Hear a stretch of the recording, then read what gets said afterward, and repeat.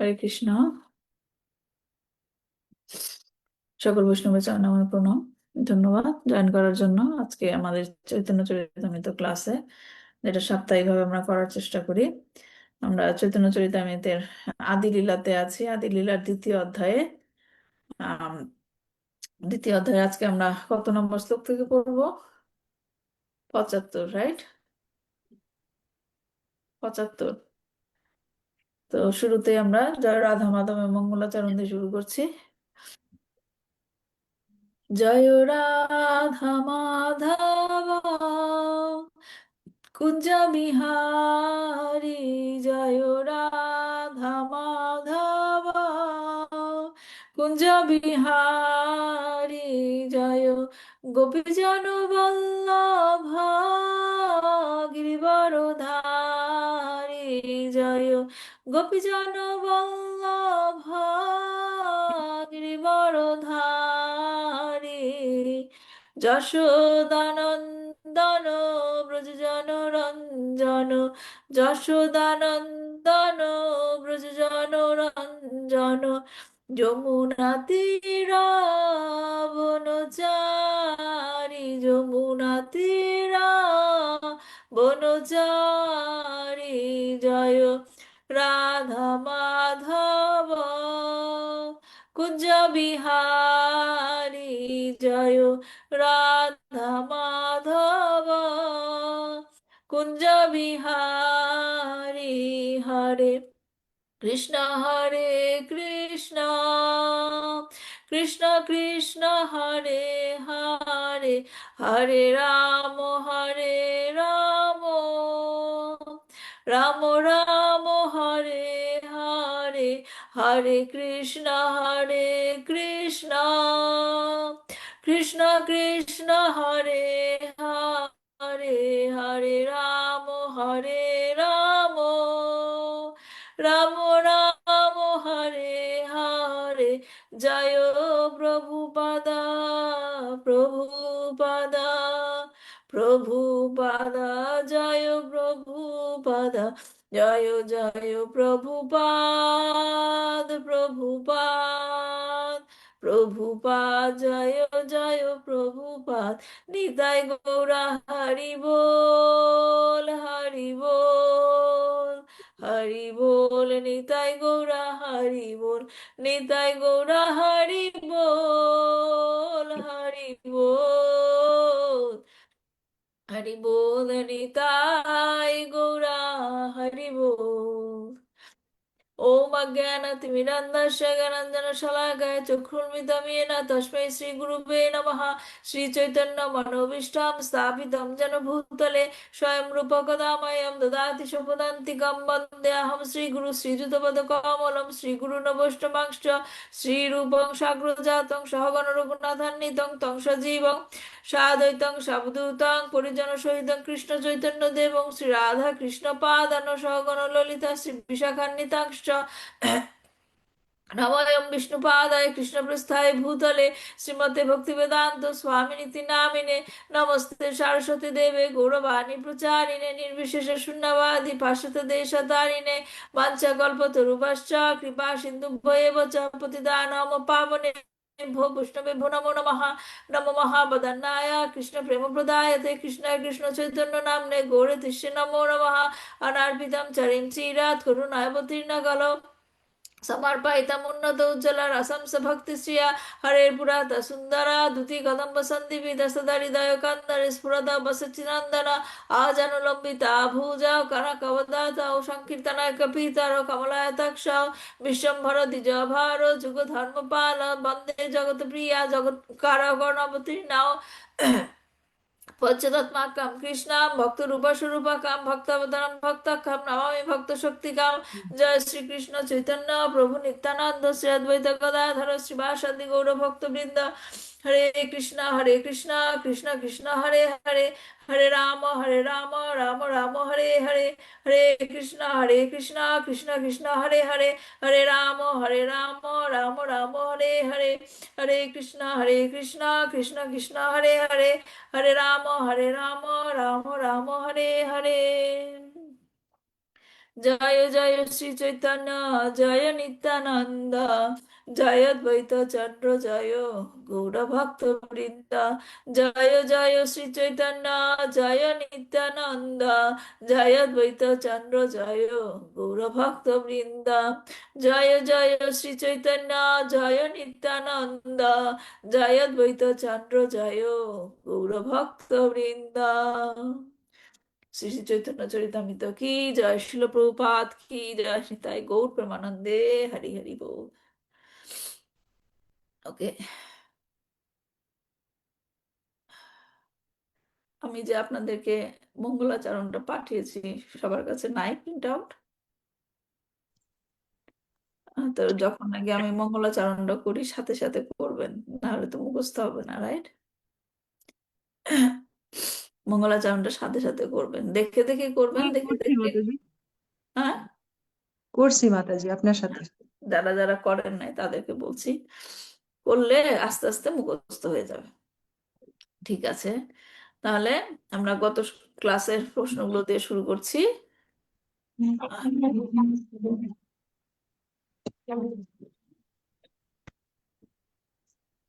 গত ক্লাসে প্রথম প্রশ্নটা ছিল 67 নম্বর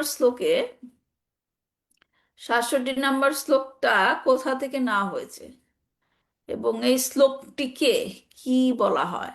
67 নম্বর শ্লোকটি কোথা থেকে না হয়েছে, এখানে তো কৃষ্ণদাস কবিরাজ গোস্বামী শাস্ত্র থেকে প্রমাণ করছে, রাইট? শাস্ত্র প্রমাণের দ্বারা বলছে যে কৃষ্ণ হচ্ছেন সকল অবতারে অবতারী উৎস। হ্যাঁ, হ্যাঁ, অবতারী উৎস। হরে কৃষ্ণ মাতাজি, হ্যাঁ, তাহলে এই এই শ্লোকটি শ্লোকটা ভাগবত থেকে নেওয়া হয়েছে। হ্যাঁ, ভাগবতম থেকে না হয়েছে, মনে আছে স্কন্দের নাম, অধ্যায়ের নাম? তৃতীয় তা অধ্যায়ের ভাগবতের 28 প্রথম নম্বর শ্লোক। স্কন্ধের তৃতীয় একজন প্রথম স্কন্ধের তৃতীয় অধ্যায়ের 28 নম্বর শ্লোক এটা। হ্যাঁ, 1, 3, 28, ঠিক আছে। হুম। প্রথম স্কন্ধের তৃতীয় অধ্যায়ের 28 নম্বর শ্লোক। এই শ্লোকটিকে কি বলা হয়, শ্লোকটির নাম কি দেওয়া হয়েছে? পরিভাষা সূত্র। হ্যাঁ, এটা পরিভাষা সূত্র মানে কি? পরিভাষা সূত্র মানে প্রত্যেকটি গ্রন্থে এরকম কিছু শ্লোক থাকে যেটা সেই শ্লোকটা সেই গ্রন্থের সারাংশ বা সারমর্ম বোঝায়, মানে মূল বক্তব্য কি মূল সেই বক্তব্য গ্রন্থের? বোঝায়। হ্যাঁ, সে বক্তব্য, যেমন ধরেন আমরা ব্রহ্ম সংহিতা পড়ি না, ব্রহ্ম সংহিতায় 29টা শ্লোক আছে, যেটা ব্রহ্ম সংহিতা আসলে অনেক বড়, কিন্তু আমরা যখন ব্রহ্ম সংহিতা পাঠ করি 29টা শ্লোক পাঠ করি, রাইট? তো তার মধ্যে কোন শ্লোকটি হচ্ছে পরিভাষা সূত্র?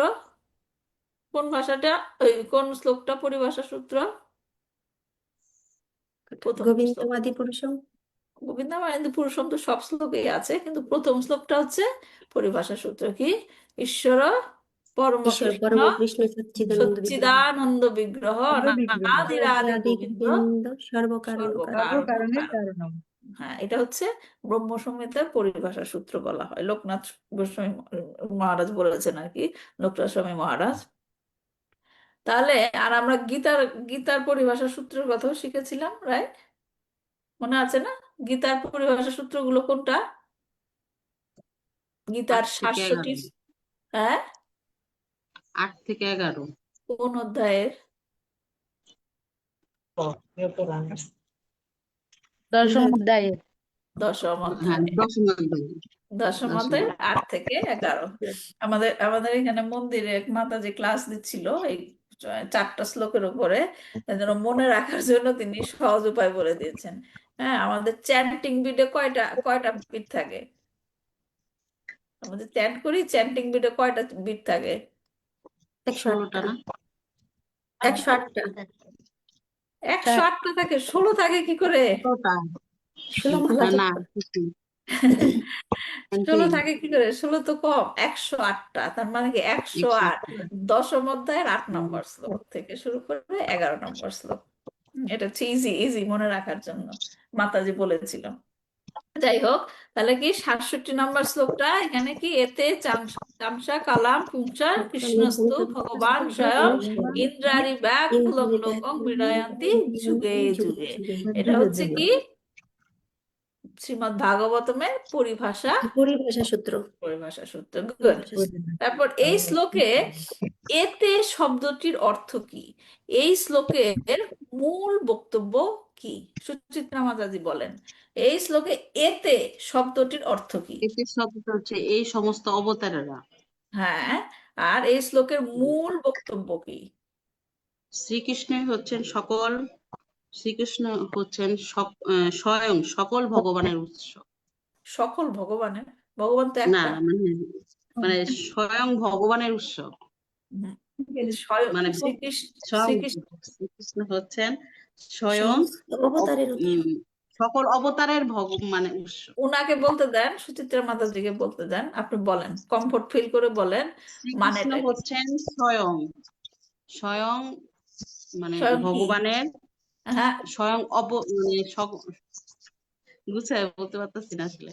শ্রীকৃষ্ণ হচ্ছে স্বয়ং ভগবান। ভগবান ভগবান কৃষ্ণ আর হচ্ছেন সকল অবতারের ভগবান একজনই, সে হচ্ছে স্বয়ং ভগবান, হচ্ছে শ্রীকৃষ্ণ, এবং তিনি হচ্ছে সকল অবতারের অবতারের উৎস। উৎস। উৎস উৎস বা অবতারী বলা হয়, ভগবান। সকল ভগবানের উৎস না। শুনি হচ্ছেন স্বয়ং ভগবান, শ্রীকৃষ্ণ হচ্ছেন স্বয়ং ভগবান। ঠিক আছে? ভগবান। সবাই সবাই বুঝতে পেরেছে, গুছায় বলতে পারছে না, রাইট? তারপর 3 নম্বর প্রশ্ন হলো, শ্রীমদ্ ভাগবতে এই শ্লোকটি কখন বলা হয়েছে এবং কি উদ্দেশ্যে বলা হয়েছে? রত্নাকর মাতাজি বলেন, শ্রীমদ্ ভাগবতে এই শ্লোকটি কখন বলা হয়েছে এবং কি উদ্দেশ্যে বলা হয়েছে? কখন বলা হয়েছে মাতাজি, এটা এইটা বুঝতে পারিনি, কিন্তু কি উদ্দেশ্যে বলা হয়েছে? উদ্দেশ্য, এই শ্লোকের উদ্দেশ্য হলো কৃষ্ণ হচ্ছেন আদি পুরুষ ভগবান। তো আপনি কখন বলা হয়েছে না বুঝতে পারলে উদ্দেশ্য বুঝলেন কি করে? কখন বলা হয়েছে আগে তো সেটা বলতে হবে। কখন বলা হয়েছে? ঈশ্বরী হরে মাতাজি কৃষ্ণ বলবে, মাতাজি। ঈশ্বরী মাতাজি এই শ্লোকটি, মাতাজি লেখেন নেই মাতা। আচ্ছা, তাহলে আর কাকে জিজ্ঞেস করবো? প্রিয়তোষ প্রভু, শ্রীমদ্ ভাগবতে এই শ্লোকটি কখন বলা হয়েছে এবং কি উদ্দেশ্যে বলা হয়েছে? মা বলে গেছি। ভুলে গেলে তো হবে না প্রভুজি, ভুলে গেলে হবে? কখন বলা হয়েছে এই শ্লোকটি? হরে কৃষ্ণ মাতাজি। হুম মানে এই শ্লোকটি যে ভগবানের এই অধ্যায়ে হুম ভগবানের বিংশ অবতারের বর্ণনা করার পর, যে ভগবান বিংশ অবতারের বর্ণনা করার পর এই শ্লোকে বলা হয়েছে যে সমস্ত অবতারের উৎস হচ্ছে ভগবান শ্রীকৃষ্ণ। শ্রীকৃষ্ণ হচ্ছেন পরমেশ্বর ভগবান স্বয়ং।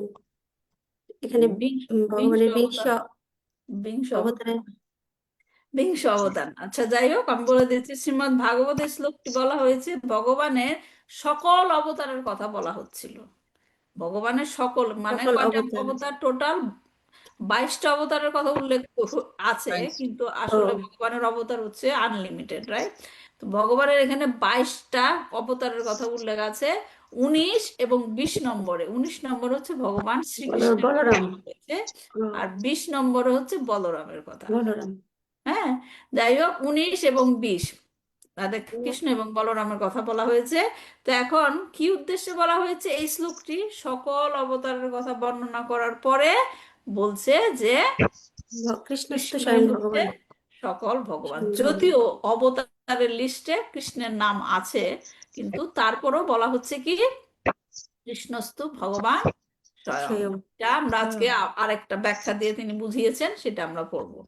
ঠিক আছে? 70 নম্বর শ্লোকে সর্ব অবতংস কথাটার মানে কি? আমি জানি একই মিনিং, কিন্তু বারবার আমি প্রশ্নগুলো দিয়েছি যাতে বোঝা যায় কথাটা। হুম অর্চনা মাতাজি বলেন, 70 নম্বর শ্লোকে সর্ব অবতংস কথাটার মানে কি? হরে কৃষ্ণ মাতাজি, ধন্যবাদ প্রণাম। প্রণাম। এম, সর্ব অবতংস কথাটির মানে হচ্ছে সমস্ত অবতারের অবতারী।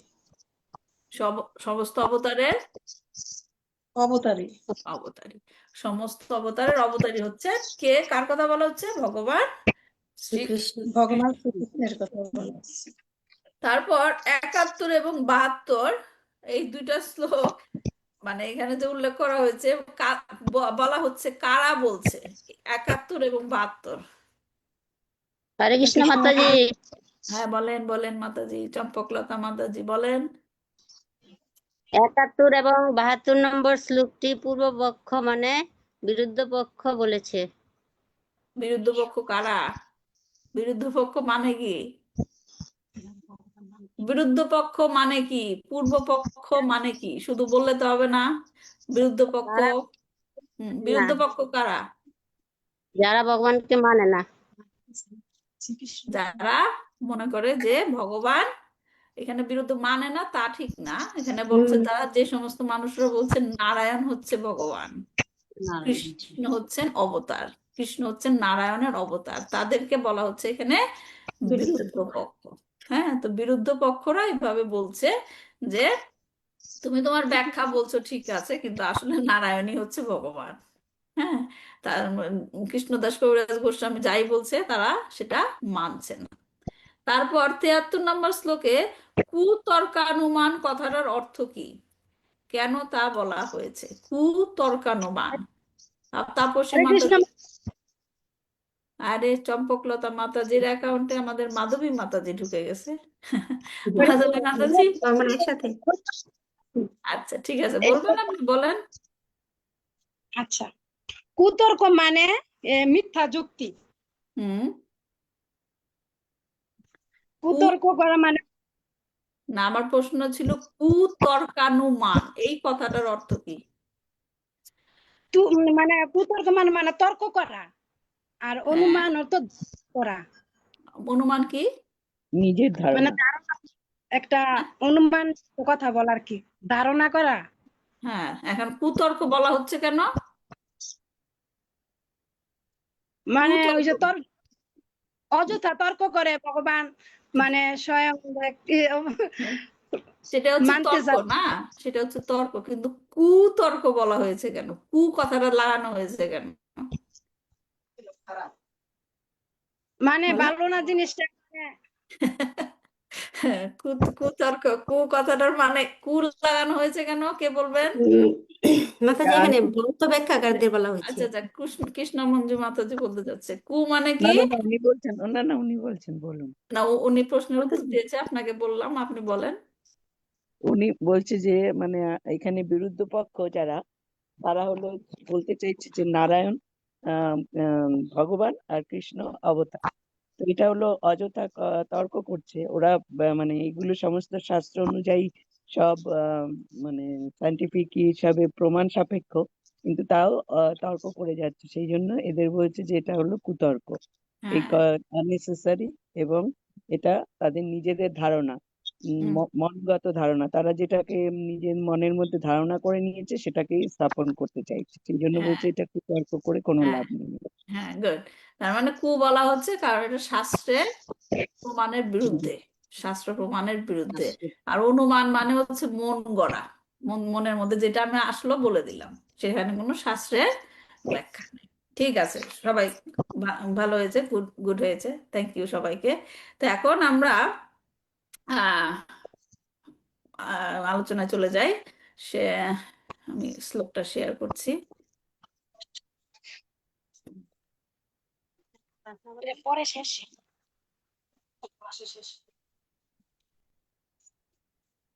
ওকে, তাহলে আমরা গত ক্লাসে কোথায় শেষ করেছিলাম?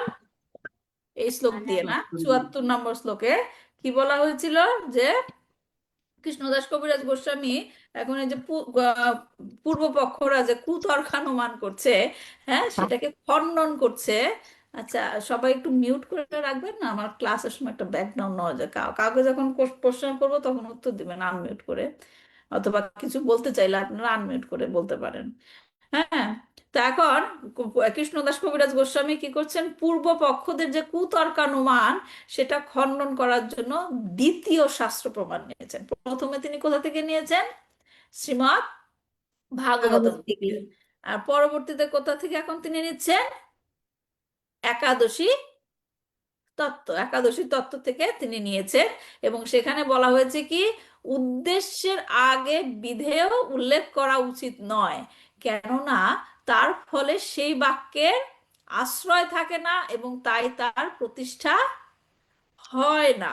তো এখন কৃষ্ণদাস কবিরাজ গোস্বামী এখান থেকে আমরা যে আন্ডারস্ট্যান্ডিং হলো এই শ্লোক থেকে, সেটা নিয়ে এখন তিনি ব্যাখ্যা করবেন, এই সূত্রের পরিপ্রেক্ষিতে ব্যাখ্যা করবেন যে শ্রীকৃষ্ণ হচ্ছেন সকল অবতারের অংশ, তিনি অবতার নন। সেই যে প্রথম শ্লোকটা, যে শ্লোকটা তেজাম সব কালাম পুষ্প, সেখান থেকে সেই শ্লোকটা তিনি এখন ব্যাখ্যা করবেন। তো সেটাই আমরা এখন জানবো। তিনি বলছেন যে অনুবাদ না কহিয়া না কহি বিধেয়, আগে অনুবাদ কহি পশ্চাৎ বিধেয়। ওকে, আগের শ্লোক থেকে আমরা জেনেছিলাম যে অজ্ঞাত বিষয়কে বলা হয় কি, বিধেয়, আর জ্ঞাত বস্তুকে কি বলা হয়, উদ্দেশ্য। উদ্দেশ্য। উদ্দেশ্য বা অনুবাদ।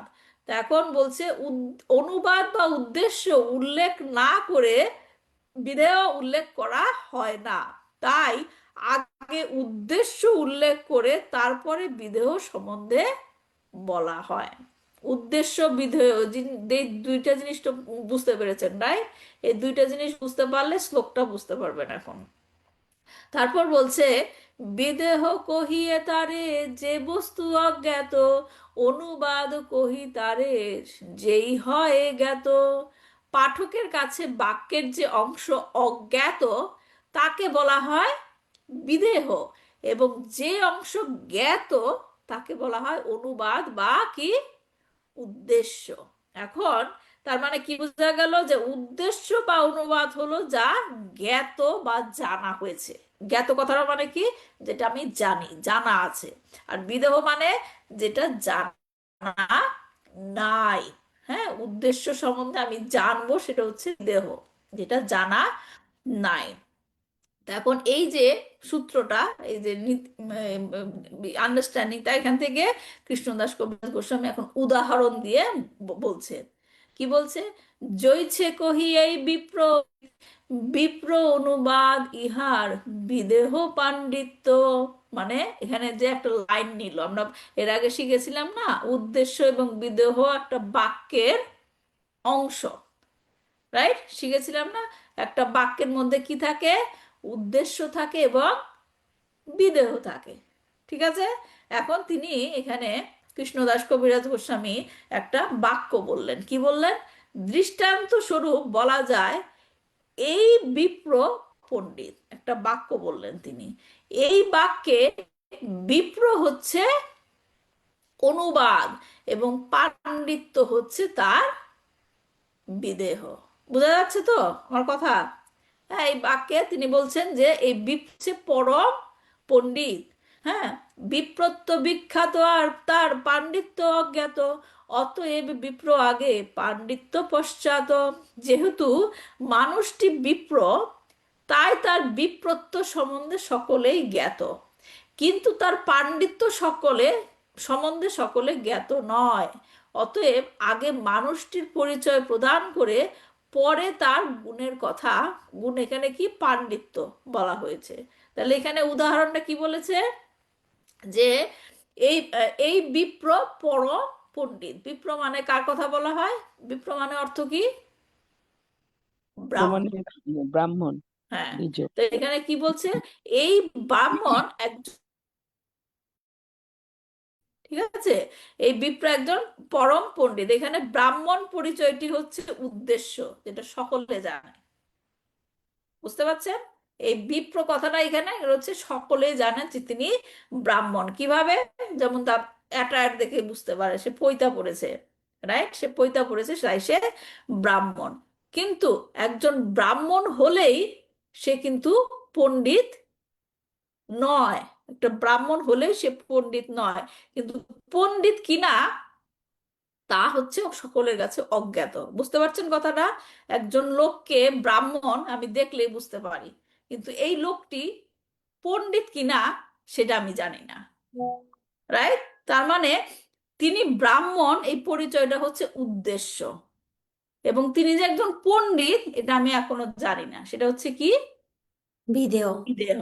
হ্যাঁ, এখন এই পণ্ডিত কিনা তো কখন আমি জানতে পারবো এই ব্যক্তিটি পণ্ডিত কিনা, কখন জানতে পারবো?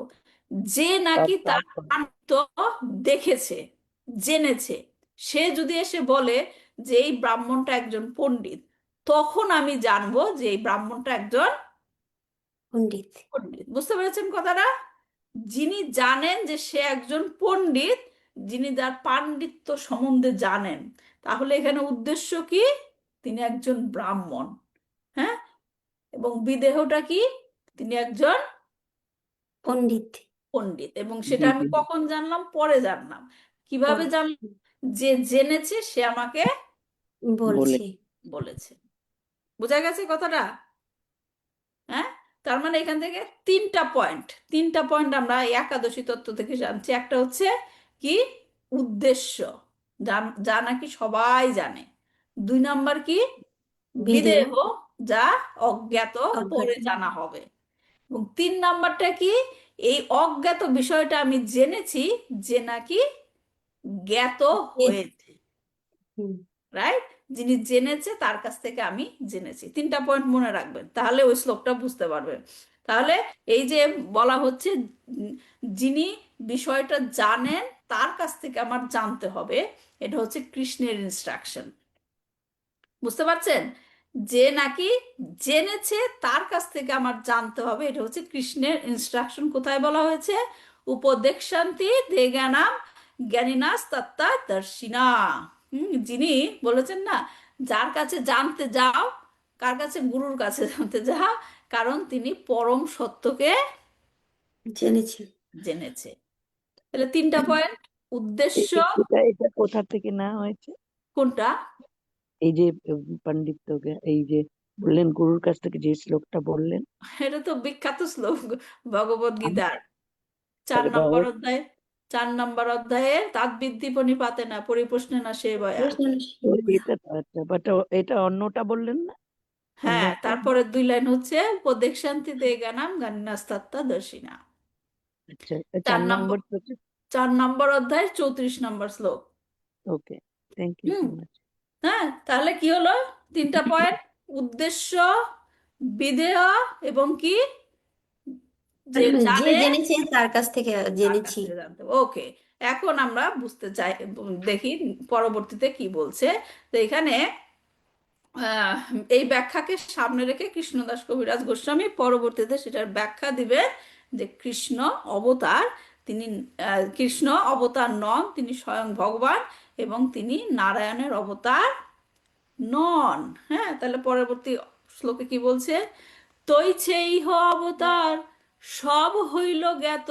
দেখেন, শুনেন কি সুন্দর বলছে।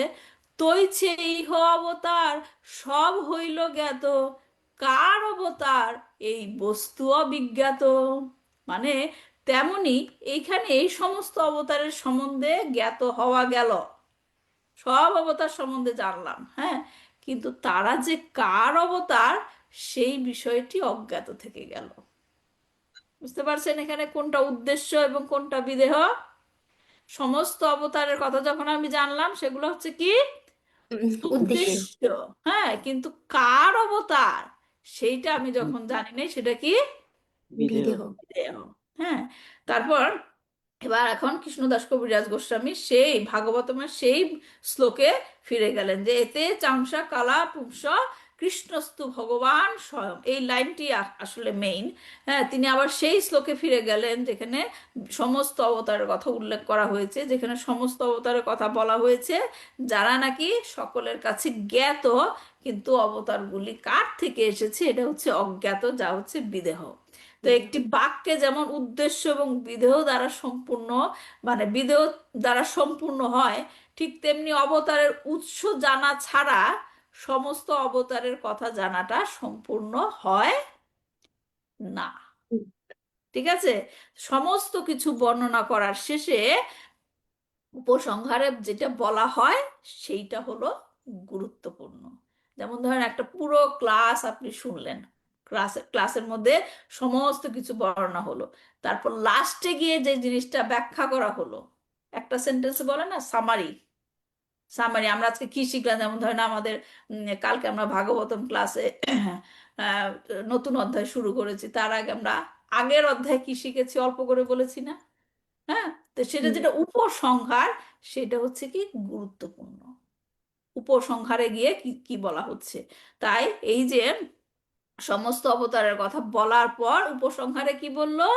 এতে চামসা কালা পুংস কৃষ্ণস্তু কৃষ্ণস্তু ভগবান স্বয়ং। ভগবান স্বয়ং। তো এখানে পরের কথাটা তিনি বলছেন পরের শ্লোকে, এতে শব্দে অবতারের আগে অনুবাদ, পুরুষের অংশ পাছে বিধেয় সংবাদ। প্রথমে এতে, এই সমস্ত শব্দে অনুবাদ মানে অবতার সমূহ সম্বন্ধে বলা হয়েছে। তারপরে পুরুষ অবতারদের অংশ বিধেয় রূপে উল্লেখ করা হয়েছে। তৈছে কৃষ্ণ অবতার ভিতরে হইল জ্ঞাত, তাহার বিশেষ জ্ঞান সেই অবিজ্ঞাত। যেহেতু বলছে, তেমনি শ্রীকৃষ্ণকে যখন অবতার গণের মধ্যে গণনা করা হলো, এই যে এখন পয়েন্টটা বলছে, যখন নাকি সেই লিস্টের মধ্যে অবতার হিসেবে গণনা করা হলো, তার সম্বন্ধে বিশেষ জ্ঞান তখনও অপ্রকাশিত ছিল। বিশেষ জ্ঞানটা কি? কৃষ্ণ যে উনি সম্বন্ধে বিশেষ অবতার নয়, জ্ঞানটা কৃষ্ণই কি? ভগবান স্বয়ং। উনি অবতার হ্যাঁ, নয়, উনি অবতারী। হ্যাঁ, সেই বিশেষ জ্ঞানটা তখনও অজ্ঞাত ছিল। তার মানে এই জ্ঞানটা যে কৃষ্ণই হচ্ছেন ভগবান, এই জ্ঞানটা কি? উপসংহার এবং উপসংহার। বিধেয় জ্ঞান, এবং এটাই হচ্ছে গুরুত্বপূর্ণ জ্ঞান। বস্তু। এটাই হচ্ছে গুরুত্বপূর্ণ জ্ঞান। তাহলে কি বলছে, তা কি বোঝা গেল? কৃষ্ণ যখন অন্য অবতারের সঙ্গে ধরা হয়েছিল, তখন তিনি অবতার হিসেবে জ্ঞাত হয়েছিলেন। এই জিনিসটাই মানুষ ভুল ব্যাখ্যা করে আর কি। হ্যাঁ, তারা সমস্ত বলেন যে না, লিস্টের মধ্যে কৃষ্ণের নাম লেখা আছে, কৃষ্ণ হচ্ছেন কি নারায়ণের অবতার। হ্যাঁ, তো এইটা তখন হচ্ছে জ্ঞাত। জ্ঞাত, সেটা সবাই জানে, কিন্তু প্রকৃত যে স্বরূপ, তার যে প্রকৃত স্বরূপ, তিনি যে অবতারী, সেই বিষয়টাই জানে না। তাই এটা হচ্ছে কি বিধেয়। বিদেহ। তার মানে কৃষ্ণ যে স্বয়ং ভগবান, এই কথাটি পরিচিতিটি হলো বিদেহ। সেটাই পরবর্তী শ্লোকে বলা হচ্ছে, অতএব কৃষ্ণ শব্দ আগে অনুবাদ, স্বয়ং ভগবত্তা পিছে বিদেহ সংবাদ। স্বয়ং ভগবত্তা, সুতরাং অনুবাদ রূপে প্রথমে কৃষ্ণ শব্দ উল্লেখ করা হয়েছে, ওই যে অনুবাদের লিস্টে 19 না 20 না, এবং সেই অনুবাদের বিধেয় রূপে তার ভগবত্তাকে পরে বর্ণনা করা হয়েছে। সেটা কত নম্বর শ্লোকে? 28 নম্বর শ্লোকে। ঠিক আছে, 28 নম্বর শ্লোকে। তাহলে শ্রীমদ ভাগবতমের কি বলে, আহ 1 নম্বর, প্রথম স্কন্ধের 3য় অধ্যায়ের 28 নম্বর শ্লোকে, সরি 23 নম্বর শ্লোকে কি বলা হয়েছিল? ঊনবিংশতি এবং বিংশতি অবতরণে পরমেশ্বর ভগবান শ্রী বলরাম এবং শ্রীকৃষ্ণ রূপে আবির্ভূত হয়ে পৃথিবীর ভার হরণ করেছিলেন। ধারণ করেছিলেন। 19 এবং 20 নম্বর অবতার। এখানে যে কৃষ্ণের কথা বলা হয়েছে উদ্দেশ্য, এবং পরবর্তীতে 28 নম্বর শ্লোকে যেটা বলা হয়েছে সেটা হচ্ছে কি বিধেয়। ক্লিয়ার? ক্লিয়ার। 23 নম্বর শ্লোকে যে কৃষ্ণের নাম উল্লেখ আছে সেটা হচ্ছে কি অবতার। অবতার। উদ্দেশ্য, এবং উদ্দেশ্য। 28 নম্বর শ্লোকে যে কৃষ্ণের কথা বলা হয়েছে সেটা সেটা হচ্ছে বিধেয়। বিদেহ। হ্যাঁ, তাহলে 28 নম্বর শ্লোকে যেটা বলা হয়েছে সেটা হচ্ছে উপসংহার, বিদেহ, এবং সেটা হচ্ছে সবচেয়ে গুরুত্বপূর্ণ। তার মানে কি প্রমাণ হলো? বলরাম শ্রীকৃষ্ণ রূপ। কি প্রমাণ হলো তাহলে? কৃষ্ণ, উপসংহারে যেটা বলা হবে সেটাই হচ্ছে হ্যাঁ, আসল কৃষ্ণ পরিষ্কার। অবতার, কৃষ্ণ নারায়ণের অবতার নয়, কৃষ্ণ কৃষ্ণ ভগবান স্বয়ং। ভগবান স্বয়ং। কৃষ্ণ হচ্ছেন স্বয়ং অবতার ভগবান। ভগবান। তাই তিনি 83 নম্বর শ্লোকে বলছে, কৃষ্ণের স্বয়ং ভগবত্তা ইহা হইল সাধ্য, স্বয়ং ভগবানের কৃষ্ণত্ব হইল বাধ্য। তার ফলে প্রতিপন্ন হলো যে শ্রীকৃষ্ণ হচ্ছেন স্বয়ং ভগবান। এখানে শ্রীকৃষ্ণ ছাড়া যে অন্য আর কেউ স্বয়ং ভগবান নন, সেটা স্পষ্টভাবে প্রমাণিত হলো। তারপর তিনি দেখেন বলছে আরেকভাবে তিনি ব্যাখ্যা বলছেন আরেক ওয়েতে, কৃষ্ণ যদি অংশ হইত অংশী নারায়ণ, তবে বিপরীত হইত সুতেরও বচন। মানে কি সুতের বচন? মানে কি সুত? কি সুত? সুত কার কথা বলছে? তো গোস্বামীর শত কথা। সুত গোস্বামী। সুতের বচন মানে কি? সুত গোস্বামী কি বলেছে?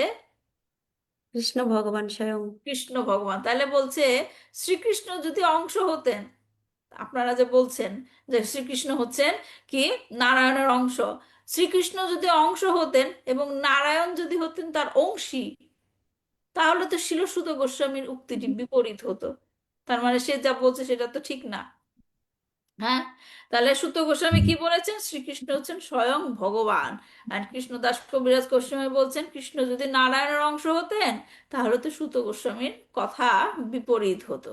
সেটা কিরকম? তিনি তখন বলতেন, তিনি তখন কি বলতেন? নারায়ণ অংশী যেই স্বয়ং ভগবান, দেহ শ্রীকৃষ্ণ হইছে করিত ব্যাখ্যান। সুত গোস্বামী তখন এতে চামসা কালাপুংস না বলে কি বলতো? নারায়ণ অংশী যেই স্বয়ং ভগবান, দেহ শ্রীকৃষ্ণ হইছে করিত ব্যাখ্যান। তাহলে তিনি বলতেন সমস্ত অবতারের উৎস হচ্ছে নারায়ণ, পরমেশ্বর ভগবান, এবং তিনি শ্রীকৃষ্ণ রূপে আবির্ভূত হয়েছেন। কিন্তু সুত গোস্বামী কি তাই বলেছে? তা বলে নাই। হ্যাঁ, সুত গোস্বামী কি বলেছেন? কৃষ্ণস্থ ভগবান স্বয়ং। হ্যাঁ, তা এখন এই কথা শুনে এখন বলতে পারে যে বিরুদ্ধ পক্ষরা যে সুত গোস্বামী ভুল করে বলে ফেলেছে। সুত গোস্বামী সমস্ত অবতারের কথা বলার পর 28 নম্বর শ্লোকে ভুল করে বলে ফেলেছে যে কৃষ্ণস্থ ভগবান স্বয়ং। হ্যাঁ, তো সেই কথা যখন বলবে কেউ, সেই ব্যাখ্যা কৃষ্ণদাস কবিরাজ গোস্বামী পরবর্তী শ্লোকে দিয়েছেন। ভ্রম প্রমাদ বিপ্রলিপসা করোনা পাটব, আর্য বিজ্ঞ বাক্যে নাহি দোষ এইসব। বিজ্ঞ ঋষিদের বাক্যে ভ্রম মানে ভুল করার প্রবণতা, প্রমাদ মানে মোহগ্রস্ত হওয়ার প্রবণতা, বিপ্রলিপসা প্রতারণা করার প্রবণতা, এবং করোনা পাঠক ভ্রান্ত ইন্দ্রিয়ানুভূতি জনিত কোনো রকম দোষ বা ত্রুটি থাকে না। এখানে পয়েন্ট আউট করছে কাকে? তাৎপর্য শিল প্রভুপাদ বলেছেন। শিল প্রভুপাদ কি যায়, শ্রীমদ্ ভাগবতে অবতার, শ্রীমদ্ ভাগবতে অবতার ও পুরুষের, কারণ মাইকটা অন আছে, সরি। আচ্ছা, শ্রীমদ্ ভাগবতে অবতার ও পুরুষের অংশ প্রকাশ সমূহের তালিকা দেয়া হয়েছে এবং সেই তালিকায় শ্রীকৃষ্ণেরও উল্লেখ আছে। শ্রীমদ্ ভাগবতে আবার এও উল্লেখ করা হয়েছে যে শ্রীকৃষ্ণ হচ্ছেন পরমেশ্বর ভগবান। যেহেতু শ্রীকৃষ্ণ হচ্ছেন আদি পুরুষ ভগবান, তাই শাস্ত্রীয় সিদ্ধান্ত সমূহ পরমেশ্বর রূপে তার শ্রেষ্ঠত্বই প্রতিপন্ন করে। শ্রীকৃষ্ণ যদি নারায়ণের অংশ প্রকাশ হতেন, তাহলে মূল শ্লোকটি ভিন্নভাবে রচিত হতো, তাহলে অবশ্যই তা বিপরীতভাবে বর্ণিত হতো। কিন্তু নিত্য মুক্ত ঋষিদের বাক্যে ভ্রম, প্রমাদ, বিপ্রলিপসা ও করোনা পাটব জনিত কোনো রকমের দোষ থাকতে পারে না। তাই শ্রীকৃষ্ণ যে পরমেশ্বর ভগবান, এই বর্ণনায় কোনো ভুল নেই। সংস্কৃত ভাষায় বর্ণিত শ্রীমদ্ ভাগবতের প্রতিটি শ্লোকই হচ্ছে অপ্রাকৃত শব্দ তরঙ্গ। অপ্রাকৃত কথার মানে কি? অপ্রাকৃত হলো চিন্ময় জগৎ, হ্যাঁ, চিন্ময়, যেটা নাকি নিত্য এই, শাশ্বত। হ্যাঁ, তাহলে বলছে যে সংস্কৃত ভাষায় বর্ণিত শ্রীমদ্ ভাগবতের প্রতিটি শ্লোকই অপ্রাকৃত শব্দ তরঙ্গ। হ্যাঁ, তার মানে শ্রীমদ্ ভাগবতে যা লেখা আছে কোনোটাই ভুল নয়। এখন আমরা বুঝতে পারি না, তাই আমরা ভুল ধরি। বুঝতে পারছেন ব্যাপারটা? আমরা বুঝতে পারি না, তাই মনে করি এই জিনিসটা ভুল বলেছে। কারণ আমাদের আন্ডারস্ট্যান্ডিং থেকে আমরা বুঝতে পারি না, আমাদের ক্যাপাসিটিটা ওই রকম নাই, তখন আমরা বলার চেষ্টা করি, মানে অনেকেই বলার চেষ্টা করে এটা ভুল লিখেছে এখানে।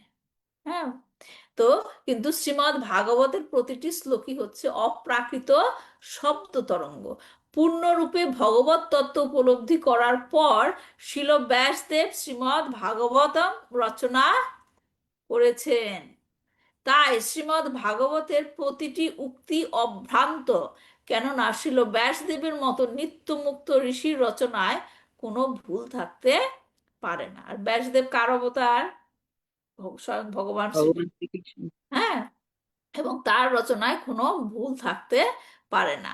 এই সত্যকে যদি আন্তরিকভাবে গ্রহণ করা না হয়, তাহলে শাস্ত্রের মাধ্যমে ভগবত তত্ত্ব নিরূপণ করার প্রচেষ্টা অর্থহীন। ভ্রম বলতে কোনো কিছু সম্বন্ধে ভ্রান্ত ধারণাকে বলা হয়। যেমন রজ্জুতে মানে দড়ি দেখে সাপের মতো মনে হয়, সর্পভ্রম, এবং সুক্তিতে মুক্তাভ্রম। প্রমাদ বলতে বাস্তব সম্বন্ধে অজ্ঞানতাকে বোঝায়। হ্যাঁ, বিপ্রলিপ্সা হচ্ছে অন্যকে প্রতারণা করার প্রবণতা, এবং করণা পাটব হচ্ছে জড় ইন্দ্রিয়গুলির ত্রুটি বা অপূর্ণতা। এগুলো আছে যে চারটা কথা বলা হয়েছে না, এই চারটা ডিফেক্ট এই কলিযুগের জীবদের জন্য, চারটা ডিফেক্ট, যে তারা কি আম, কোনো কিছু সম্বন্ধে ভ্রান্ত ধারণা করে, এবং বাস্তব সম্বন্ধে জানে না, বাস্তব সম্বন্ধে অজ্ঞান, এবং অন্যকে প্রতারণা করার প্রবণতা থাকে, এবং ইন্দ্রিয়গুলির ত্রুটি। আমাদের যে ইন্দ্রিয়ের হচ্ছে একটা লিমিটেশন আছে, এর বাইরে যেতে পারে না। এই ধরনের ত্রুটির বহু দৃষ্টান্ত রয়েছে। চোখ যখন অত্যন্ত ক্ষুদ্র বা অনেক দূরবর্তী কোনো বস্তুকে দর্শন করতে পারে না, এই ত্রুটিপূর্ণ চোখের দ্বারা মানুষ তার নিকটতম চোখের পাতাও দর্শন করতে পারে না। আর যদি সে পান্ডু রোগের দ্বারা আক্রান্ত হয়, মানে জন্ডিসের কথা বলা হচ্ছে, তাহলে সে সব কিছুকেই হলুদ দেখে। তেমনি কান দূরবর্তী কোনো শব্দ শ্রবণ করতে পারে না, কিন্তু পরমেশ্বর ভগবান, তার অংশ প্রকাশ এবং তার নিত্যমুক্ত ভক্তরা যেহেতু চিন্ময় স্তরে অধিষ্ঠিত, তাই তারা এই ধরনের ত্রুটি বা ভ্রান্তির দ্বারা বিভ্রান্ত হন না। তাহলে এখানে যে চারটি ত্রুটির কথা বলা হয়েছে, এগুলো হচ্ছে বদ্ধ জীবের ত্রুটি। আমরা ভুল করি, আমরা মায়ার দ্বারা আচ্ছন্ন হই, আমরা প্রতারণা করতে চাই, এবং আমাদের ইন্দ্রিয়গুলো হচ্ছে কি লিমিটেড। ভুল করা আমাদের জন্য ত্রুটি, কিন্তু মহাভাগবতদের ক্ষেত্রে কোনো ভুল হয় না। হয়নি। হ্যাঁ, তারা ভুল করতে পারেন না, কেননা তারা চিন্ময় স্তরে অধিষ্ঠিত। সুতরাং সুত গোস্বামী এখানে যা বলেছেন তাতে কোনো ভুল নেই। নেই। তিনি সমস্ত অবতারের কথা উল্লেখ করার পর উপসংহারে বলেছেন যে শ্রীকৃষ্ণই হচ্ছেন পরমেশ্বর ভগবান। তাই সমস্ত বিরুদ্ধ পক্ষদের উদ্দেশ্যে কৃষ্ণদাস কবিরাজ গোস্বামী বলছে কি, বিরুদ্ধার্থ কহ তুমি, কহিতে করো রোষ, তোমার অর্থে অবিমৃষ্ট বিধেয়াংশ দোষ। তুমি শ্লোকের বিপরীত অর্থ করছো, বিরুদ্ধ পক্ষকে বলছে, তুমি শ্লোকের বিপরীত অর্থ করছো, আর যখনই তোমার সেই ভুলের কথা বলা হচ্ছে তুমি রাগ করছো। তোমার বিশ্লেষণে অবিমৃষ্ট বিধেয়াংশ দোষ রয়েছে। এটা দেখছেন কমন কমন টেন্ডেন্সি মানুষের। মানুষ নিজের মতো করে কথা বলতে চায়, যখনই তার কথার ভুল ধরা হয় তখন কি করে? স্বীকার করে না, বরঞ্চ আরো কি করে? রেগে যায়। রেগে যায়। হ্যাঁ, কমন টেন্ডেন্সি না, আমরা দেখি এটা। হুম। তো বলছে যে তুমি পরস্পর বিরোধী কিছু বলো, আবার যখন এই বিষয়টি তুলে ধরা হয় তুমি রেগে যাও। তোমার ব্যাখ্যায় আসলে দোষ আছে, তোমার ব্যাখ্যায় ভুল ধারণার ত্রুটি আছে, কারণ এটা হচ্ছে কি, তুমি শাস্ত্র ব্যাখ্যা থেকে বলছো না। কৃষ্ণদাস কবিরাজ গোস্বামী এখানে সত্যিকারের অবস্থা তুলে ধরেছেন। যারা এমন ভাবে শাস্ত্রিক প্রমাণ ব্যতীত মন গড়া ব্যাখ্যা প্রচার করে, এবং তাদের যখন ভুলটা ধরিয়ে দেওয়া হয় তারা হচ্ছে প্রচন্ড রেগে যায়।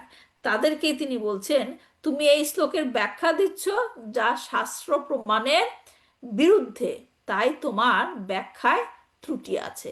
অবিমিষ্ট বিধেয়াংশ, তোমার ব্যাখ্যায় ত্রুটি আছে, তাই তুমি এখন আসল ব্যাখ্যা শোনো। বলছে কৃষ্ণদাস কবিরাজ গোস্বামী বলছে, তুমি এখন আসল ব্যাখ্যা শোনো। কি সেই ব্যাখ্যা? যার ভগবত্তা হইতে অন্যের ভগবত্তা, স্বয়ং ভগবান শব্দের তাহাতেই সত্তা। যার ভগবত্তা থেকে অন্যের ভগবত্তা প্রকাশ পায় তাকেই স্বয়ং ভগবান বলা যায়। তার মধ্যেই সেই সত্তা বিরাজমান, এবং সেই স্বয়ং ভগবানকে শ্রীকৃষ্ণ।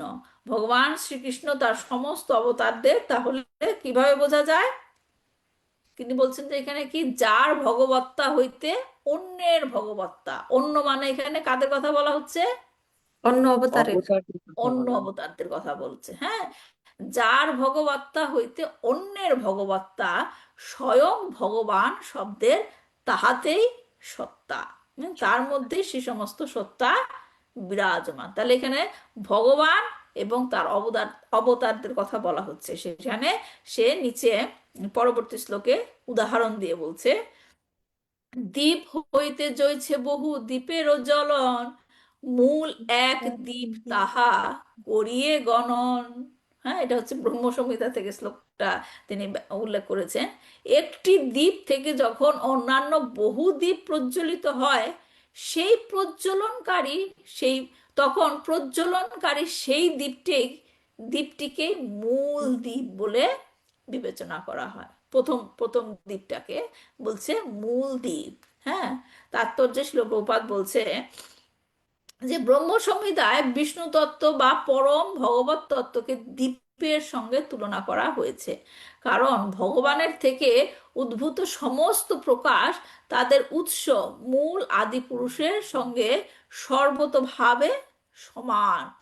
একটি প্রজ্বলিত দ্বীপ থেকে আরো অনেক দ্বীপকে জ্বালানো যেতে পারে, এবং সেই দ্বীপগুলি মূল দ্বীপটি থেকে কোনো অংশেই নিকৃষ্ট নয়, কিন্তু তবুও প্রজ্বলনকারী প্রথম দ্বীপটিকেই মূল দ্বীপ বলে গণনা করা হয়। তেমনি পরমেশ্বর ভগবান নিজেকে তার অংশ প্রকাশ বহু বিষ্ণু তত্ত্বে বিস্তার করেন, যদিও সেই সমস্ত অংশ প্রকাশদের সকলেই তার মতো শক্তি সম্পন্ন, কিন্তু তবুও আদি পুরুষ ভগবান রূপে তাকেই সকলের উৎস বলে বিবেচনা করা হয়।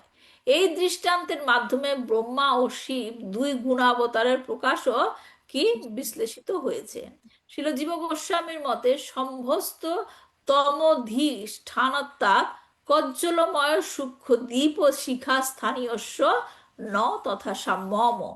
শম্ভু তত্ত্ব বা শিব তমগুণের অধিকারী হওয়ার ফলে কাজলের দ্বারা আচ্ছাদিত দীপশিখার মতো। এই শিখার জ্যোতি অত্যন্ত অল্প, তাই বিষ্ণু তত্ত্বের সঙ্গে শিব তত্ত্বের কোনো তুলনা হয় না। তাহলে এখানে একটা জিনিস আমাদের বুঝতে হবে, আমি একটু আলোচনা করি যে এখানে যে বলা হচ্ছে কি, দ্বীপ, একটা দ্বীপ থেকে বিভিন্ন দ্বীপ জ্বালানো হচ্ছে, রাইট? এটা হচ্ছে ব্রহ্ম সংহিতার যে শ্লোক, দীপার চিরে বাহি দাশান্তরামা উপেত্তা দীপায়াতে বিবৃতা হেতু সমান ধর্মা ইয়াস্তাত্রিকে এবাহি চা বিষ্ণুতায় বিভাতি গোবিন্দামাদি পুরুষা তামাহাম ভজামি। এটা হচ্ছে মেন শ্লোক, যেটা শিল প্রভুপাদ এখানে উল্লেখ করেছেন 46 নম্বর শ্লোকটা। তো সেখানে সেই শ্লোকে কি বলা হচ্ছে, দীপার্চি রেবাহি দাশান্তরাম আভুপেত্তা, একটি দ্বীপ থেকে অন্য দ্বীপকে প্রজ্বলিত করা যায়। দীপায়াতে বিভৃতা হেতু সমান ধর্মা, মনে রাখবেন কথাটা, অর্থটা কি বলছে, সমান ধর্ম, অন্য দ্বীপগুলো একই ধর্ম বজায় রেখে আলাদা আলাদা ভাবে জ্বলতে থাকে। ধর্ম একই, কি ধর্ম? আগুন জ্বলছে সেই দ্বীপের, রাইট? ইয়াস্তাদ্রিক এবা হিচা বিষ্ণুতায়া বিভাতি, ঠিক তেমন ভাবে ভগবান শ্রীকৃষ্ণ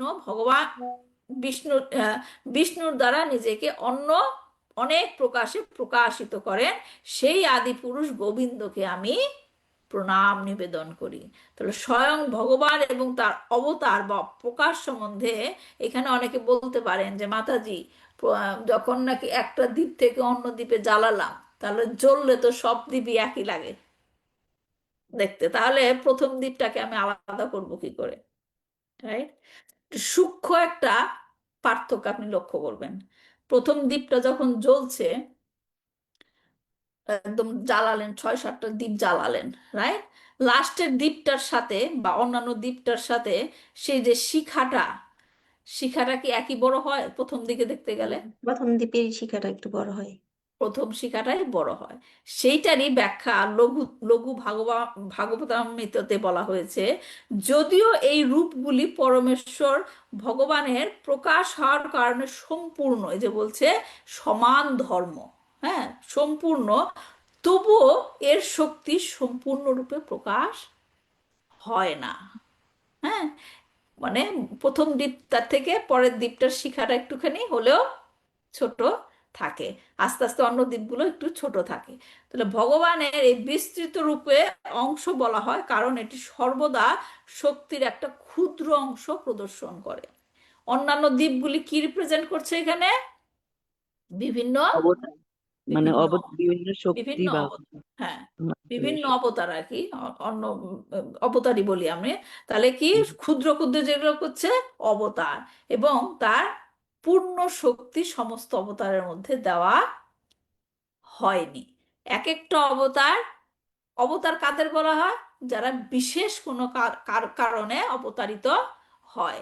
হ্যাঁ, এখন উম, এক একটা অবতার তার কাজ করার জন্য যতটুকু শক্তির প্রয়োজন তাকে সেই রকম শক্তি দেয়া হয়। হ্যাঁ, যেমন ধরেন নরসিংহদেবের অ্যাপিয়ারেন্স হয়েছিল কি কারণে? নরসিংহদেবের অ্যাপিয়ারেন্স হয়েছিল কি কারণে? প্রহ্লাদকে রক্ষা করার জন্য এবং প্রহ্লাদকে, মানে কংসকে নিধন প্রহ্লাদ করার হচ্ছে এখানে উদাহরণ, কিন্তু সমস্ত ভক্তদের ভক্তদের রক্ষা করার জন্য। রক্ষা কিন্তু করার জন্য হ্যাঁ, তাহলে প্রহ্লাদের সাথে সেই লীলা করার পর তিনি চলে গেছেন, রাইট? তাহলে তার সেই কাজের জন্য তাকে যেরকম শক্তি দেওয়ার দরকার তাকে সেরকম অবতারে শক্তি দেওয়া হয়েছে। হ্যাঁ, পদ্মনারায়ণ প্রভু তার ক্লাসে উল্লেখ করেছেন, না পদ্মনারায়ণ প্রভু না, ভক্তিপ্রচার মহারাজ, তিনি তার ক্লাসে উল্লেখ করেছেন যে নরসিংহদেবকে কি আমরা রাসলীলায় দেখতে পাই? নরসিংহদেবকে কি আমরা রাসলীলাতে দেখতে পাবো? না, না, কারণ তার সেই ওই রকম তার লীলার মধ্যে অংশ নয়। হ্যাঁ, তিনি যে লীলা করতে এসেছেন স্পেসিফিক ভাবে তিনি তার লীলা করে চলে চলে গেছেন। গেছেন, কারণ তার শক্তিটা সেরকমই দেওয়া হয়েছে। হুম, তো এই জিনিসটা বোঝার জন্য শিল প্রভুপাদ এই যে 28 নম্বর যে শ্লোকটা আমরা বলছিলাম, এতে চামসা কালাপুংসা, সেটা হচ্ছে সেখানকার তাৎপর্য শিল প্রভুপাদ একটা ছোট্ট উদাহরণ উল্লেখ করেছেন, যেটা থেকে আমরা বুঝতে পারি। তিনি বলেছেন, যেমন ধরেন একটা বিল্ডিং এ ছোট বড় অনেক ঘর থাকে, একটা বিল্ডিং এ ছোট বড় অনেক ঘর থাকে। এখন সে ঘরের মধ্যে লাইটের কানেকশন দেওয়া হলো, ইলেকট্রিসিটি বাল্ব লাগানো হলো, রাইট?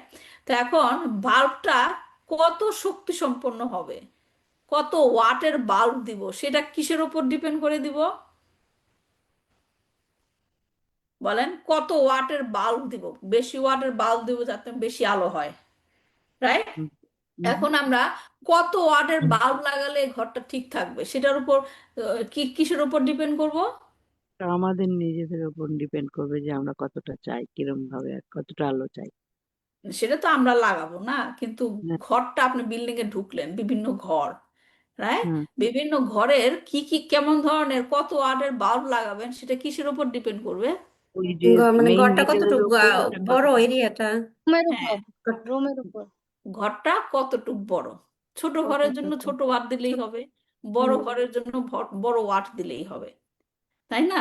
তো সেই রকম সব পাওয়ারই বিভিন্ন অবতারে তার কতটুকু শক্তির দরকার সেই রকম পরিমাণ শক্তি তাকে দেওয়া হচ্ছে। দেয়া হয়। কিন্তু সেই বিল্ডিং এর যে আমি বিভিন্ন বাল্ব লাগালাম বিভিন্ন ঘরে, শক্তিটা যে ইলেকট্রিসিটির উৎসটা কোথা থেকে আসছে?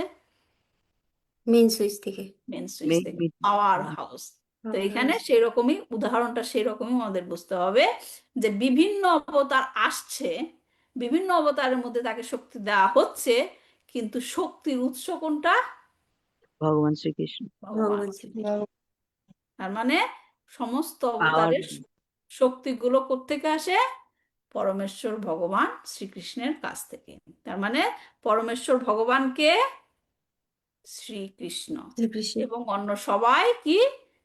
অবতার। অবতার। ভগবান শ্রীকৃষ্ণ অবতার নন। নন। ঠিক আছে? তো এইভাবে কৃষ্ণদাস কবিরাজ গোস্বামী প্রমাণ করলেন যে কৃষ্ণই হচ্ছেন সমস্ত অবতারের কারণ। এরপর তিনি আরেকটি শ্লোকের প্রমাণ দিবেন নেক্সট। তাই তিনি বলছেন কি, তৈছে সব অবতারের কৃষ্ণ সে কারণ, এটা স্বতঃসিদ্ধ হলো। আরেক শ্লোক শুনো কুব্যাখ্যা খণ্ডন। এইভাবেই শ্রীকৃষ্ণ হচ্ছেন সমস্ত অবতারের পরম কারণ। এই প্রসঙ্গে আরো একটি শ্লোক শুনো, যদিও এখানে দুইটা শ্লোক বর্ণনা করা হবে। আরো একটি শ্লোক শোনো যাতে সব রকম কুব্যাখ্যা খণ্ডন করা হয়েছে। ঠিক আছে? এই যে শ্লোকটা 91 এবং 92, এটা শ্রীমদ্ ভাগবতম থেকে নেওয়া হয়েছে। এইখান থেকে আমরা আরেকটা প্রমাণ পাবো। তো এটা আমরা নেক্সট উইকে শুরু করব, আজকে আর আমি শুরু করব না, আজকে এই পর্যন্তই রাখছি। তাহলে আজকের ক্লাসের পর কারো কোনো প্রশ্ন আছে কিনা?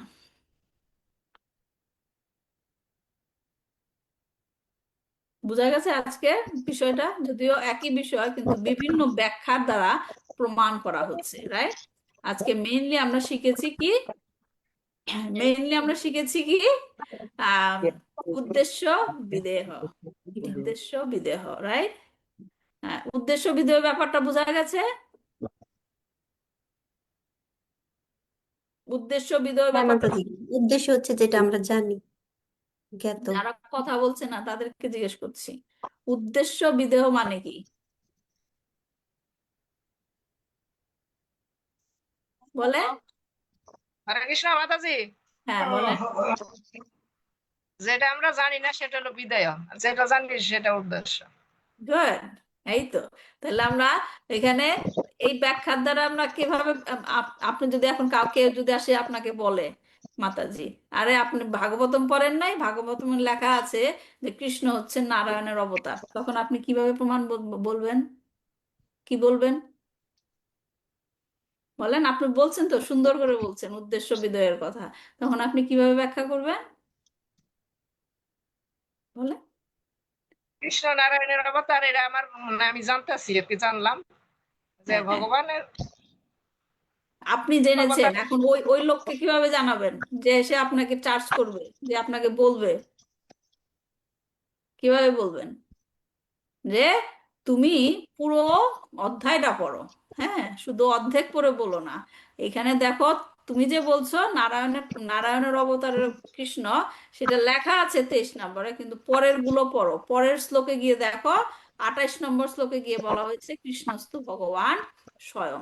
তুমি ভগবান শ্রীকৃষ্ণ হচ্ছেন অবতার সেটা জেনেছো, কিন্তু কৃষ্ণ যে ভগবান সেটা জানো নাই। সেটা জানার জন্য তুমি 28 নম্বর শ্লোকে গিয়ে ব্যাখ্যা করো, রাইট? হচ্ছে উদ্দেশ্য এবং বিধেয়। গুড, বোঝা যাচ্ছে? এখানে হ্যাঁ একটা মাতাজি। সুন্দর সুন্দর আর কি লিঙ্ক না, শ্রীমদ্ ভাগবতম এবং চৈতন্য চরিতামৃতের মধ্যে। হ্যাঁ, শ্রীমদ্ ভাগবতমের সেই শ্লোকটা এখানে কৃষ্ণদাস কবিরাজ গোস্বামী খুব সুন্দর করে ব্যাখ্যা করেছেন। যাই হোক, আর কারো কোনো প্রশ্ন আছে? কৃষ্ণ মাতাজি, হরে কৃষ্ণ।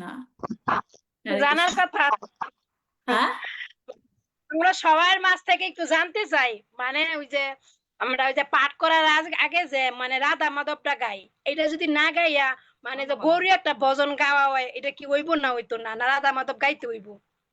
রাধা মাধব ভজন গাওয়া হয় কেন? শিল প্রভুপাদ আমাদেরকে এটা ইনস্ট্রাকশন দিয়েছেন। কেন গাওয়া হয় জানেন? জয় রাধা মাধব বলেন আপনি, ভজনটা জানেন তো? জয় হ্যাঁ, রাধা মাধব বলেন। হরি জয় গোপীজন বল্লভ গিরিবরধারী যশোদানন্দন ব্রজজন রঞ্জন যমুনা তীরাবনচারী। আপনি যদি চোখ বন্ধ করে ভজনটা করেন, কাকে দেখতে পাবেন? রাধা, ওকে, হুম রাধা মাধবের এবং ভক্ত। তারা কি করছে, রাইট? জয় রাধা মাধব কুঞ্জ বিহারী, হ্যাঁ, তারা কুঞ্জে বিহার করছেন। হ্যাঁ, জয় গোপীজন বল্লভ, তারা হচ্ছেন গোপীজনের বন্ধু কৃষ্ণ। গোপীজন বল্লভ গিরিবরধারী, যিনি গোবর্ধন পর্বত তুলেছিলেন। যশোদা নন্দন, যশোদা তখন যশোদা নন্দন যখন বলবেন, যশোদা মায়ের সাথে তার লীলাগুলো দেখবেন। হ্যাঁ, তারপর কি যশোদানন্দন ব্রজজন রঞ্জন, তারা হচ্ছে সেই কৃষ্ণ কি করছেন, ব্রজজন, ব্রজের যে রঞ্জন, তাদের মনোরঞ্জন করছেন। তারপর কি যমুনা তীর বনচারী, হ্যাঁ, যে হচ্ছে যমুনা তীরে লীলা করছেন। তার মানে এখানে কি পুরোটাই আপনি কৃষ্ণের পাস টাইম লীলা, লীলা সেটা আপনি স্মরণ করছেন। তো এটা আসলে প্রভুপাদ কেন ক্লাসের আগে বলতে বলছে, কারণ ক্লাসের কোনো কিছু শুনতে গেলে কৃষ্ণের উপর আপনার মনোনিবেশ করতে হবে, কৃষ্ণের উপর মনোনিবেশ করতে হবে। এবং সেই কৃষ্ণের উপর মনোনিবেশ কিভাবে করা যায়, কৃষ্ণের লীলার উপরে যদি ধ্যান দেওয়া হয়। এই কারণে রাধা মাধব আমাদের প্রত্যেকটা ক্লাসের আগে গাওয়া উচিত এবং মনোযোগ সহকারে গাওয়া উচিত। ঠিক আছে, জাস্ট টু কি করার জন্য, মনোনিবেশ করার জন্য, কৃষ্ণের প্রতি আমার মনোনিবেশ করলাম, এখন আমরা ক্লাসটা বুঝতে পারবো। ঠিক আছে,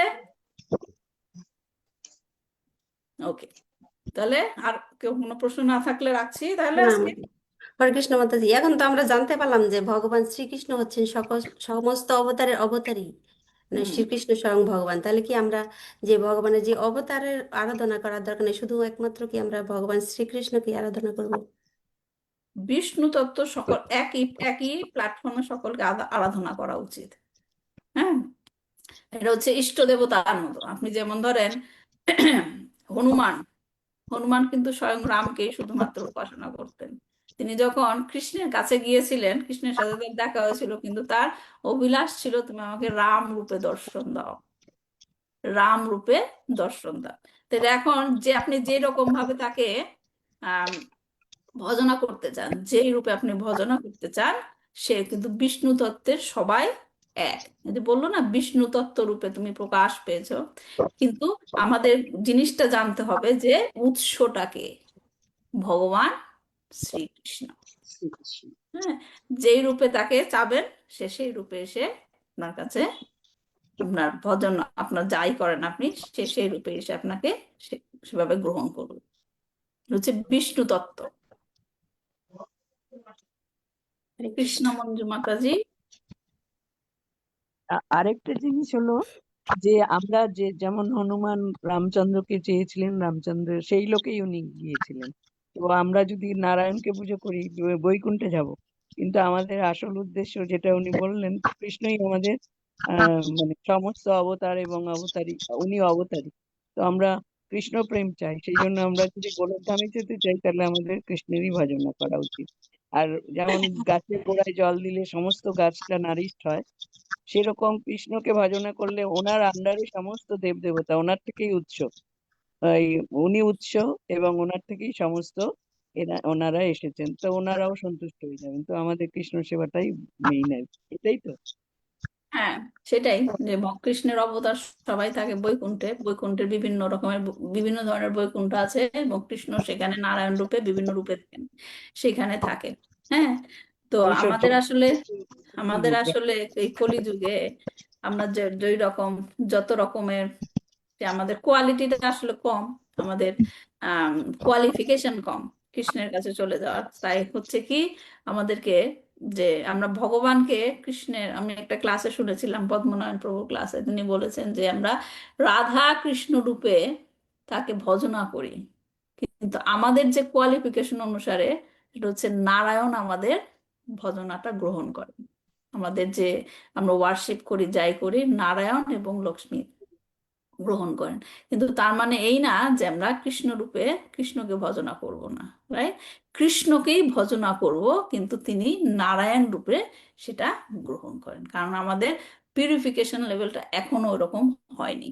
কিন্তু তার মানে এই না যে আমরা কোয়ালিফাইড না, আমরা কৃষ্ণকে পূজা করব না, আমরা যেতেই পারবো না, তাহলে আমরা নারায়ণকে পূজা করি, তা না। আমাদের টার্গেট থাকবে কৃষ্ণর কাছে যাওয়া, কিন্তু তিনি আমাকে কিভাবে তার কাছে নিয়ে যাবেন সেটা সে ঠিক করবেন। Guide হ্যাঁ, সেটা সে আরেকটা জিনিস কিভাবে সে আমাদের সেবাটা গ্রহণ করবেন, তাই।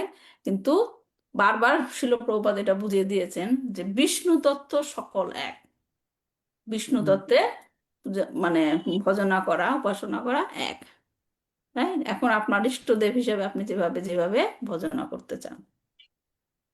আর ইসকন এইভাবেই করেছেন, মানে আমি রিসেন্টলি শুনেছি একজনের কাছে, মানে লেকচারেই শুনেছি যে প্রথমে আমাদের গুরু, ভজনা গুরুর পরে আমাদের হলো কি বলে নিতাই গৌর, এবং নিতাই গৌরকে যদি আমরা সন্তুষ্ট করতে পারি তাহলেই আমরা রাধাকৃষ্ণ প্রাপ্ত হব। কিন্তু আমরা টপকে যেতে পারি না, রাধাকৃষ্ণকে ডিরেক্টলি আমরা কখনোই সার্ভ করতে পারি না। এবং না, গৌর যেহেতু কৃষ্ণের রূপ এবং রাধারানীর ভাব দুটোর সংমিশ্রণ, সেই জন্য আমরা যদি আবার গৌরাঙ্গকে আমরা ডিরেক্টলি করতে পারবো না, নিতাইকে আগে করতে হবে, প্লিজড করতে হবে, তারপরে আমরা গৌরকে। তো আমরা যদি গৌর প্রাপ্ত হই তখন আমরা রাধাকৃষ্ণ প্রাপ্ত হব। সেটাই, মানে ডিঙ্গিয়ে যাওয়া যাবে না। প্রথমে হুম। হচ্ছে গুরু, এটা হচ্ছে আমাদের মাধব গৌড়ীয় বৈষ্ণব সম্প্রদায়। এটাতে চৈতন্য মহাপ্রভু আমাদের যেভাবে শিখিয়েছেন সেটা আমরা শিল প্রভুপাদের কাছ থেকে শিখেছি, সেইভাবে যেতে হবে, গুরুর মাধ্যম দিয়ে যেতে হবে। কারণ গুরুর মাধ্যম দিয়ে গেলে যে স্বর গোস্বামী যত লেভেল আছে তখন কি হবে, নিত্যানন্দ আমাদের আশ্রয় দিবেন। নিত্যানন্দ হচ্ছেন কি আদি গুরু, গুরু। এবং তিনি যতক্ষণ পর্যন্ত না আশ্রয় না দিবেন ততক্ষণ পর্যন্ত আমরা গৌরাঙ্গকেও ভজনা করতে পারবো না। এবং গৌরাঙ্গকে ভজনা না করলে তো কৃষ্ণর কাছে যাওয়া, রাধা রানী তারপর কৃষ্ণ, অনেক লেভেল। তো এই জন্যই বলছি আমরা উপাসনা করি রাধা কৃষ্ণের, কিন্তু আমাদের কি রূপে আমরা কি লেভেলে আমরা উপাসনা করছি সেটা ভগবান শ্রীকৃষ্ণ কি রূপে গ্রহণ করবেন সেটা তার ব্যাপার, তাই। ঠিক আছে। হুম, ধন্যবাদ মাতাজি। হরে ঠিক। কৃষ্ণ। তাহলে রাখছি, আজকে দেখা হবে নেক্সট ক্লাসে। পঞ্চকল্পতরুভশ্চ কৃপা সিন্ধুভ্যেব চ পতিতানাং পাবনেভ্যো বৈষ্ণবেভ্যো নমো নমঃ। নমো নমঃ। শ্রী শ্রী চৈতন্য চরিতামৃত কি জয়, শিল প্রভুপাদ কি জয়, নিতাই গৌর প্রেমানন্দে, হরি হরি বল। হরে কৃষ্ণ। হরে কৃষ্ণ, হরে কৃষ্ণ। Thank you.